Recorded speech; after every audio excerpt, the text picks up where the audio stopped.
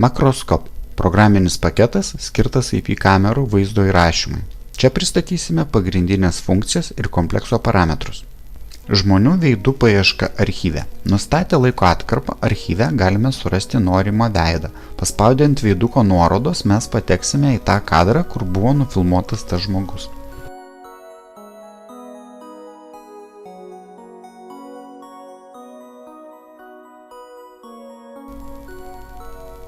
Paieška pagal judesio vietą.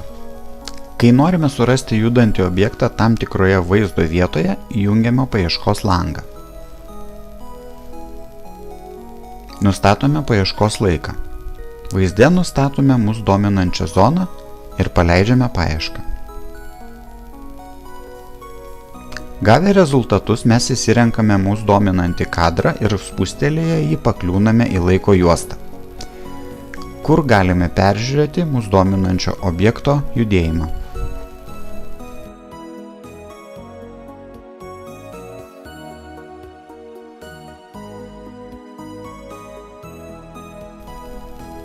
Paieška pagal objekto parametrus. Ši paieška leidžia atrinkti skirtingo dydžio ir gabarito objektus. Įjungiame paieškos langą. Pasirenkame paiešką pagal objekto gabaritus. Atsiradusiame lange nustatome mus dominančio objekto gabaritus ir paleidžiame paiešką.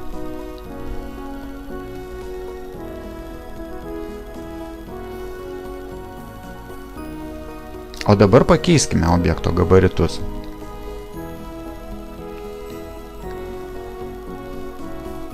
Ir gausime visiškai kitus rezultatus.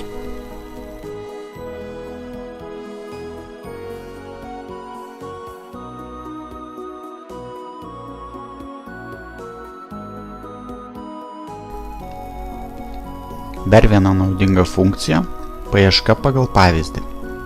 Eikime į paieškos langą. Pasirinkime paiešką pagal pavyzdį. Pasirinkime kamerą, kurios archyve ieškosime pavyzdžio.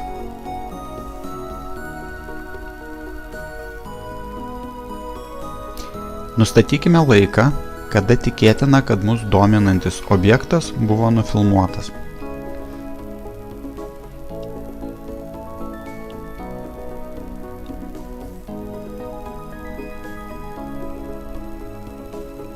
Iš gautų rezultatų pasirinkime geriausią kadrą. Ir paleiskime paiešką. Programa pateiks vaizdus su mūsų ieškomu objektu.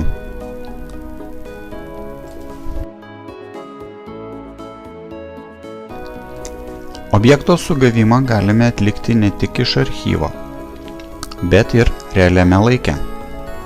Įjunkime objekto sugavimo funkciją. Pasirinkime kamerą, kurios archyve ieškosime objekto pavyzdžio.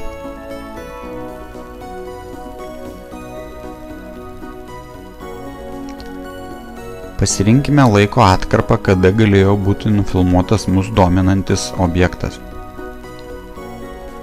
O dabar pasirinkime geriausią pavyzdį ir nustatykime kamerą, kurioje atliksime objekto sugavimą.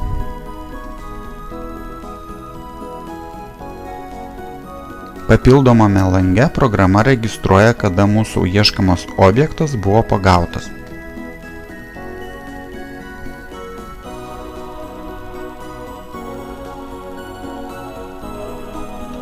O realiame stebėjime ieškomas objektas bus papildomai išvestas į kameros langą. Makroskop programos interfeisas arba kitaip vartotojo sąsaja yra labai paprasta ir suprantama vartotojui. Lango viršuje esančios valdymo juostos pagalba lengvai keičiamas kamerų išvesties vaizdas. Pelės pagalba galima keisti kamerų vaizdo išdėstymo vietą. Arba tiesiog pasirinkti norimos kameros vaizdą į norimą langą.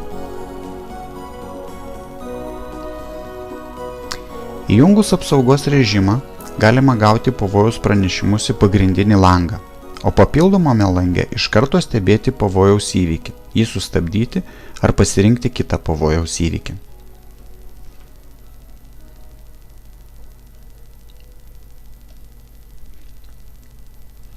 Makroskop.